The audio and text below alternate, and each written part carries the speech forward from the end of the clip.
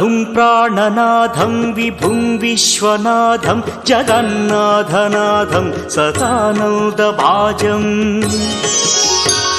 भवद्भव्यभूतेश्वरं भूतनाथं शिवं शङ्करं शम्भुमीशानमीडे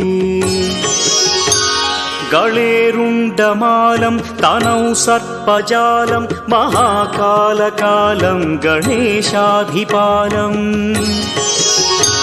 जटाजूटगङ्गोत्तरं गैर्विशिष्यं शिवं शङ्करं शम्भुमीशानमीडे मुदामाकरं मण्डनं मण्डयन्तं महामण्डलं भस्मभूषाधरन्तम्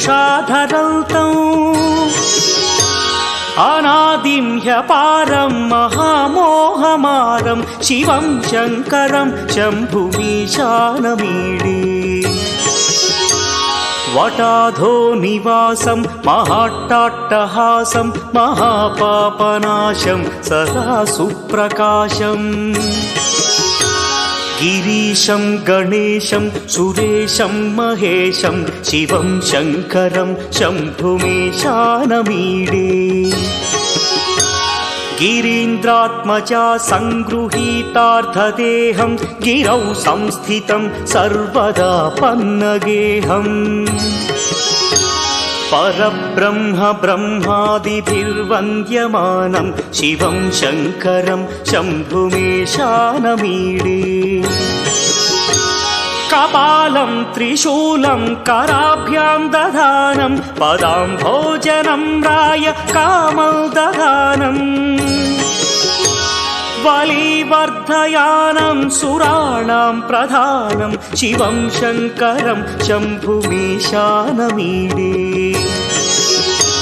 शरच्चन्द्रगात्रं गणानन्दपात्रं त्रिनेत्रं पवित्रं धनेशस्य मित्रम् अपर्णाकळत्रं सदा सच्चरित्रं शिवं शङ्करं शम्भुमीशानमीडे हरं सर्पहारं चिताभूविहारं भवं वेदसारं सदा निर्विकारम् श्मशाने वसन्तं मनोजं दहन्तं शिवं शङ्करं शम्भुमीशानमीडे स्वयं यः प्रभाते नरः शूलपाणे पठे स्तोत्ररत्नं त्विह प्राप्य रत्नम् सुपुत्रं सुधान्यं सुमित्रं कळत्रं विचित्रैः समाराध्य मोक्षं प्रयाति।